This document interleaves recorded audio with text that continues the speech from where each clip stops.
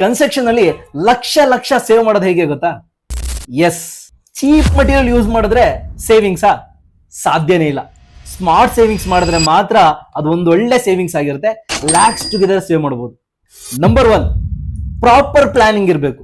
Before construction, before designing ನಿಮ್ಮಲ್ಲಿ ಒಂದು proper ಆಗಿರೋ ಪ್ಲಾನಿಂಗ್ ಇರಬೇಕು. ನಂಬರ್ 2, ಮಟೀರಿಯಲ್ಸ್ ಯಾವಾಗ್ಲೂ ಬಲ್ಕ್ ಆಗಿ ಆರ್ಡರ್ ಮಾಡೋದ್ರಿಂದ ನೀವು ಪ್ರಾಪರ್ ಆಗಿ ಸೇವಿಂಗ್ಸ್ ಮಾಡಬಹುದು.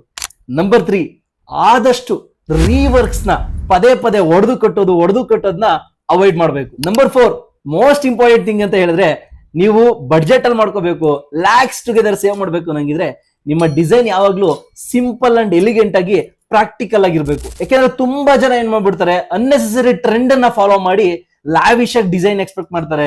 ಲಾವಿಶ್ ಆಗಿ ಆ ಡಿಸೈನ್ ಬೇಕು, ಈ ಡಿಸೈನ್ ಬೇಕು ಅಂತ ಹಾಕೊಂಡಿರ್ತಾರೆ. ಬಟ್ ಅವ್ರ ಬಡ್ಜೆಟ್ ತುಂಬಾನೇ ಕಡಿಮೆ ಇರುತ್ತೆ.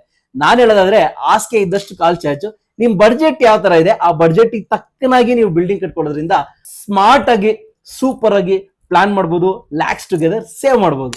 ನನ್ನ ಪ್ರಕಾರ ಹೇಳೋದಾದ್ರೆ, smart planning equal to super savings. ಇದೇ ತರ ಹೆಚ್ಚಿನ ವಿಡಿಯೋಸ್ಗೆ ನಮ್ಮ ಪೇಜ್ ನ ಫಾಲೋ ಮಾಡಿ. ನೀವೇನಾದ್ರೂ ಕನ್ಸ್ಟ್ರಕ್ಷನ್ ಮಾಡಬೇಕು ಅನ್ನಂಗಿದ್ರೆ ನಮ್ಮನ್ನ ಕಾಂಟ್ಯಾಕ್ಟ್ ಮಾಡಿ. Thank you so much.